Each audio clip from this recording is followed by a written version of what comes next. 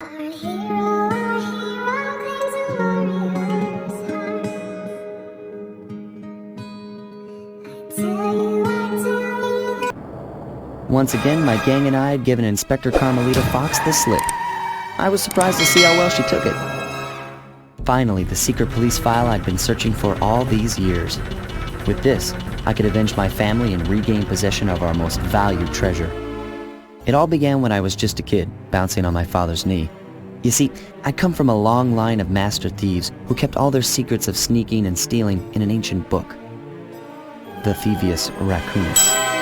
Anyone who read it learned to be especially sneaky, which is why we specialize in stealing from criminals. After all, there's no honor, no challenge, no fun stealing from ordinary people. You rip off a master criminal, and you know you're a master thief. Well, on the night I was supposed to inherit the book, 5 visitors came unannounced to our door. My father fought to protect us, but the gang of villains known as the Fiendish Five overpowered him and ransacked our house until they found the Thievius Raccoonus. Our family's manual of thieving greatness fell into their filthy hands. They tore the book into 5 pieces and split it up, each villain disappearing to the farthest corners of the world to commit dastardly crimes. Broken alone, I was dumped at the town orphanage. There I met 2 guys who became my lifelong buddies and trusted crew. Bentley, techno genius and strategist supreme, and Murray, part-time driver and full-time burden. Together we pledged to track down the Fiendish Five, avenge my father, and steal back the Thievius Raccoonus. I knew I was about to face the toughest test of my life. On this mission, I would either become a master thief like my ancestors before me, or fail and allow my family name to bite the dust. That I'll make sure, Sly. Hello, my Dragon Knights, Dragon Warriors, and Dragon Can like this Dragon here, aka Dragonborn, and, well, Dragon Sage. So, as basically Sly Cooper, and the Thievius Raccoonus is definitely the first game in the series of, well, Sly Cooper.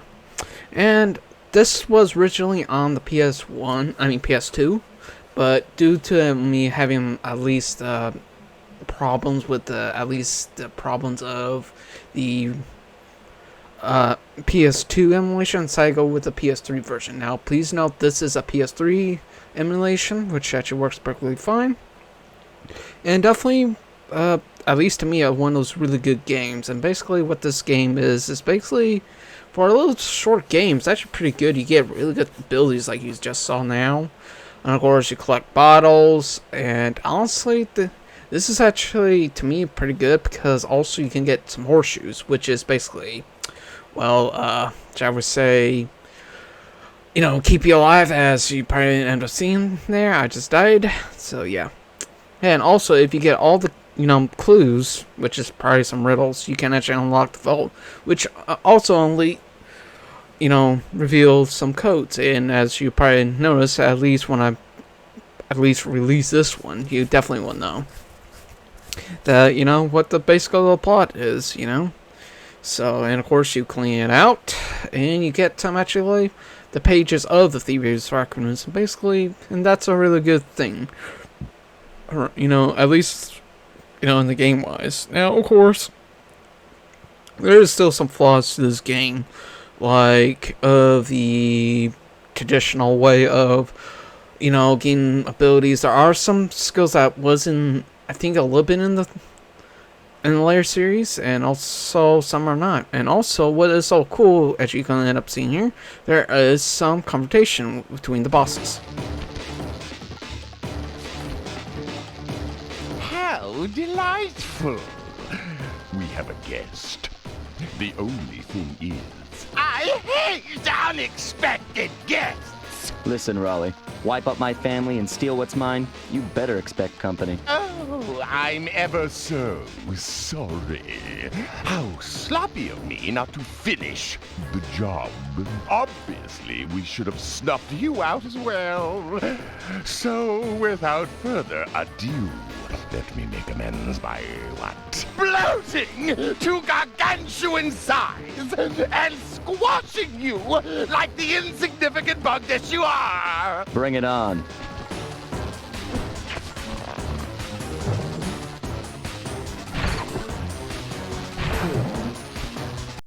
And these boss fights are really, well, are somewhat easy, but a little bit challenging.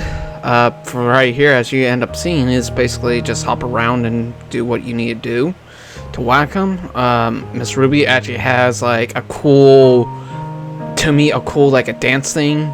You know, everything it is, and the last is like voodoo and stuff like that, which is cool. And also, here's a little cool thing as you seen on the screen. As once you hit the bosses, their faces change. I think that's a little cool, you know, a little good trick on that part of Sucker Punch. And of course, this is a remaster, so I forget the name of the company who, well, remastered this on PS3. But definitely, hopefully, it comes out on PS4. So, you know, again, you know, if you know the patterns real well, you can actually beat the bosses really easily. And of course, there are some speedruns out there, and so on and so forth. So, you know, it's really good. And also, what's so cool about the end, you know, fighting each bosses, they have little dialogue of what's said and so on. And also what happens right after you clean out their vaults, which is right about now. Raleigh's section of the Thievius Dragoonuss held detailed instructions on how to perform my ancestor Ryoichi Cooper's Ninja Spire jump, a technique he developed while sneaking into the thickly fortified castles of feudal Japan. Finding a way off Raleigh's boat got a little tricky with the untimely arrival of Inspector Fox, who, failing to find me, busted Raleigh and his crew. With the storm machine out of commission, boats found their way back onto the ocean, and the mystery of the Welsh Triangle faded from memory. My gang and I loafed around England for a while, enjoying the pleasant weather, and then headed back home, excited for our next heist. And to me, right around here, as you probably end up seeing right now, is basically some little bit more lore after of the next boss. Right now, this is I'm basically somewhat returning character in the series, and one of the games in the series, which is really cool. And I think this is a little cool touch right Turns out here he wasn't too. always that way. He grew up as the run of the litter, the neighborhood weakling. The only friends he could turn to were usually found on the big screen. It was there that he spotted his first gangster, and he knew instantly that that's what he wanted to be. He spent the rest of his youth working real hard to get there, fueled on his dreams of great power and respect. With enough perspiration, he realized that dream. He'd become a hard-boiled, street-brawling, tough-as-nails gangster, ensuring that he'd never be kicked on or pushed around again.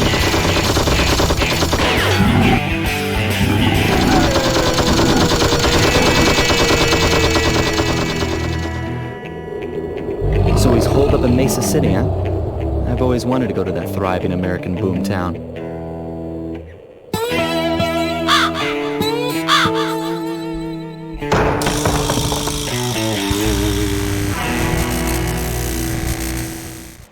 Now, for at least the problems that I have run into, at least through this emulation, is basically there was at times like every time when I'm pushing a button or something, slide doesn't actually respond. And also the other thing is just right now, as you can see, I have a golden horseshoe. That's like 2 attacks. It kind of reminds me of more of a Spire type of game.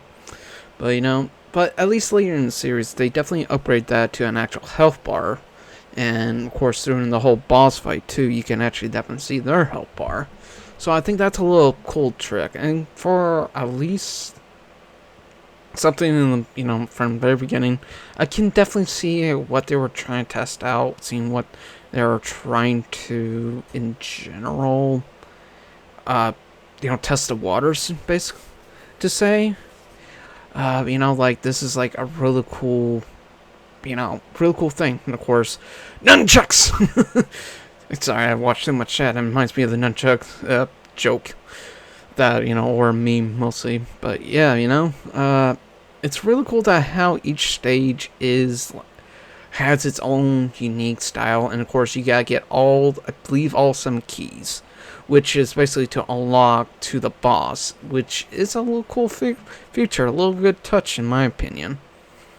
You know, except for just going straight to the boss. You have to complete at least a little something before going to the boss. And of course, clean all the vaults. And before I forget, you can collect, I think, 100 coins. And to get either a full health bar or a horseshoe. And of course, if you have a full health, which is a horseshoe, then basically that's it. But of course, once you lose it, that's it. Until you have any other abilities, then yeah, then you could be alright. But with my luck, I wasn't really as much talented. But I think most of the time it's also through the emulator, and emulator has its own flaws too. So and of course I'm gonna end up showing the rest of the boss fight, which is, well, a family reunion. And most of my troubles, at least my most deaths, is through this final fight here, which most of the time was a pain in the ass just to alone at least get through. And there was just so many deaths, and it just like I said, and as mentioned before, like there was just at times, I don't know if it was like the emulation didn't click or something, but it's like there was like that delay that always kept killing me.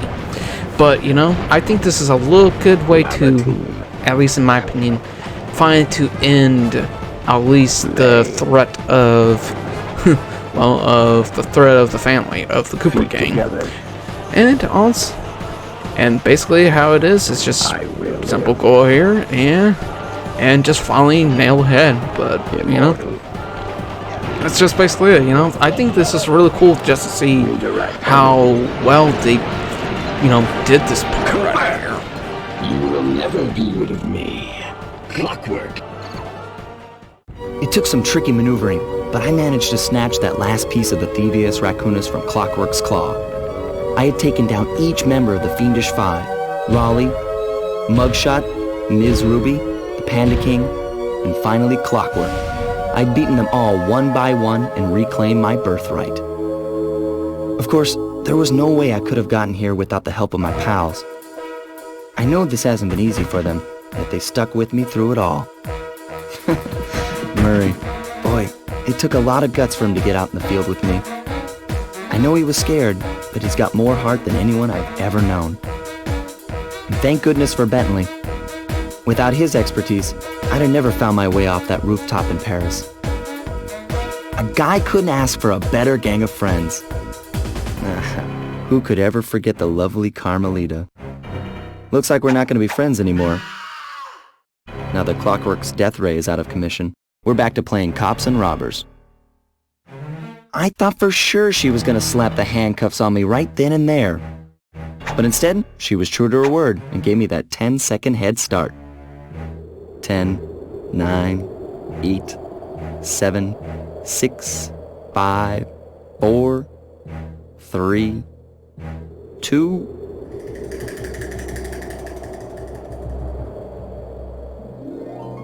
1.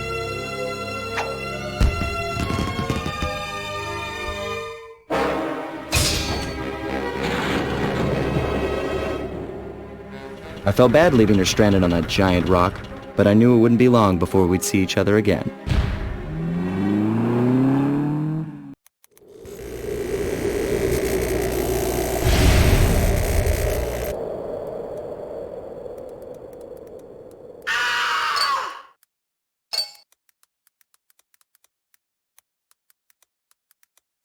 I hate to tell you this, Sly, but the Thievius Dragoonuss isn't fully restored. You're gonna have to go back and unlock all the vaults to find the pages you're missing. There is some good news, though. A friend of mine in Japan just sent me this really cool movie.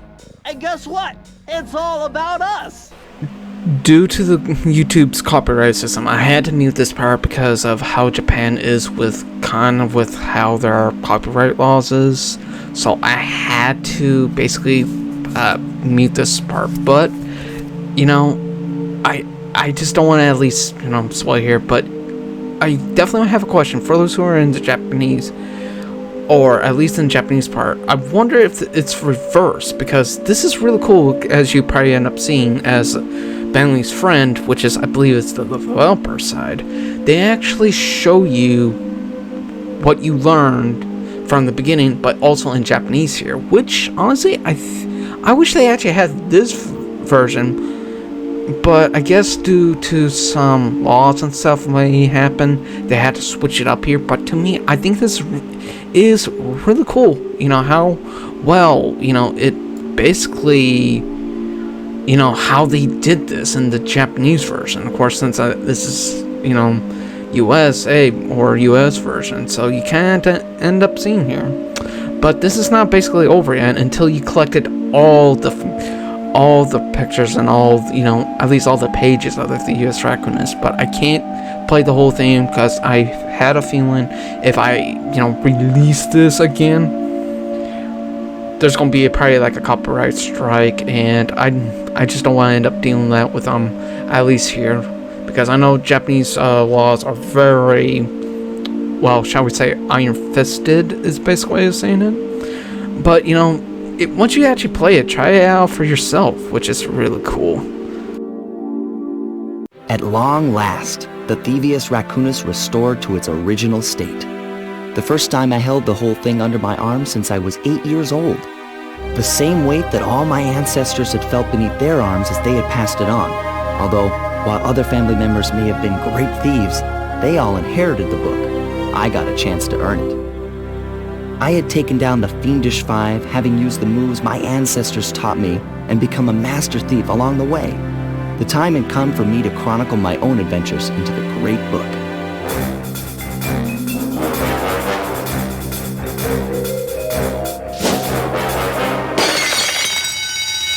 This is gonna be fun. That indeed, Sly. Indeed. That would be definitely fun. So basically, this is where, at least I can definitely say, the end of the video. And as you know, basically, how Sly alone, you know, Sly 1, at least Sly 1, or Sly in the Thievius Raccoonus. I think it's definitely a good game. It definitely at least a good footing in the idea of how this all ended and stuff. And of course, as usual, you all, if you had at least made it this far, you know, you should be here. And of course, here's, you know, at least I will think of the developers there, but I'm not really positive. So, as basically my scorecard, as gift, there were 27 deaths, 27 keys, 18 cleaned out vaults, 37 levels completed, and 4 hours and 45 minutes of, well, of how my total playtime, because most of the times I just had to get through some freaking areas I was already a pain in the butt for, because it just was never ever wanted me just to freaking do. So as always, I'm gonna give my final thought of hoard it.